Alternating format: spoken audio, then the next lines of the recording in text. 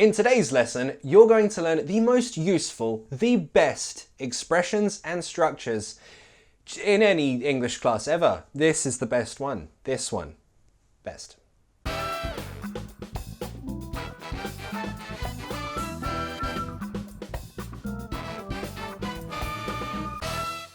Okay, so your friend wants to ask you about yesterday, your actions, what happened. What question do they ask? I just love Rick and Morty, so I'm trying a Rick and Morty mouth. Pronunciation. What did you do yesterday? That's fine, that's normal, nothing wrong with that. But you might also hear the pronunciation like this. What'd you do yesterday? What'd you do yesterday? Let's slow that down, practice with me. What? The T could be glottalized. So, what? What? Repeat with me. What? Did you can be smushed together to sound like j. J with a schwa sound. J. Together, what'd you do yesterday? Say it with me. What'd you do yesterday? That question is fine, but more commonly, we change the word do for 3 words. Get up to.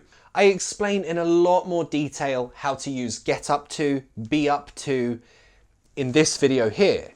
Watch that if you need that explanation. If not, perfect, let's continue.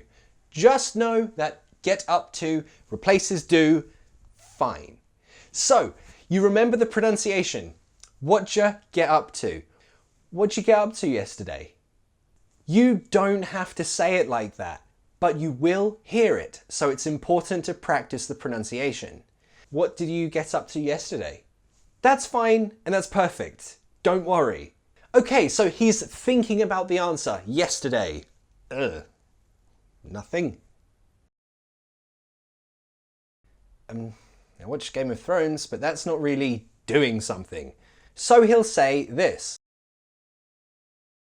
I didn't do much. But you know that we can replace that with something else. 3 words. Which words? Exactly.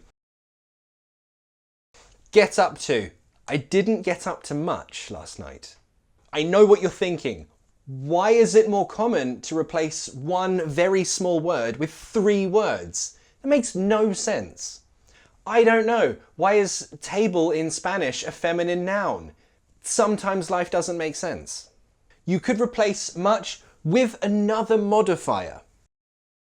I didn't get up to anything yesterday. I wasn't social. I didn't see my friends. No, nothing. But this is for general actions. Going out, seeing friends, watching TV, anything. But when you want to say, I didn't do much, but specifically work, you say it a different way. I had work, I should have finished it, but I didn't. I just played Xbox and watched TV. In that case, you'll say, I didn't get much done. So you want to say, generally, I didn't do much, but more commonly, I didn't get up to much. I didn't get up to anything. But for work things or obligations, I didn't get much done. And again, you can change the modifier. I had so much work, but I didn't get anything done. Have you seen Rick and Morty? It's so good. I watched the entire series. Okay, Rick and Morty is the best show on earth. I'll just say it. These are all past examples, but of course we can use them for future examples too. Let's have a look. If you want to say, today I have a lot of work, you can say it in this way. And again, this sentence is quite general. I need to get a few things done. Maybe you noticed this structure is called the causative. In another video, I'll talk about that. But for this, you just want to say, I need to finish a few things. You'll say it like this. Today, I need to get a few things done. I've got to send emails. I've got to meet friends. I've got to finish some work. I've got to... Errands. What is an errand? You know those little jobs where you have to go somewhere and do something? It's a little journey to deliver something, to fix something, to buy something. Those little journey jobs, those are called errands. What's the verb with errand? Run. You run an errand. Or, in plural, I have to run some errands. You want to say, today I need to get a few things done. I need to finish a few things. Getting more specific. You want to list your obligations, the things that you have to do. You can express it like this. For example, I've got work to finish. That is my obligation. That is what I have to do. You see this structure? It's so useful. It always starts with I've got, then the noun, then to with the verb in the infinitive.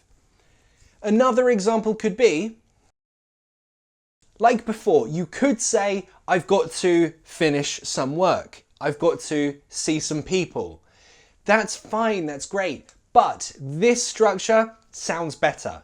It's very useful and you can change it to anything you want, really. I've got work to finish, I've got people to see, I've got places to go, I've got those emails to send. Another example could be, do you remember the word for a little journey where you have to do a job with a journey? What's that word?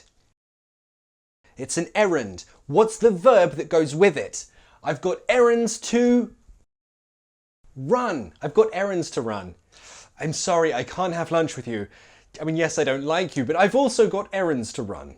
So you can adapt this structure to lots of different things. And before we finish, I think you have two questions about this. One, can I just say, I have? Yes, you can, that's fine. The other question is probably about past. Can we use this in past? Yes, absolutely. You had an obligation in the past? Just change the verb. Today I had some work to finish. It sounds more natural if you put some or a few before the noun. It just sounds good. So to put everything we've learned today together, tell me in the comments, today, this week, this weekend, next week, what do you have to do?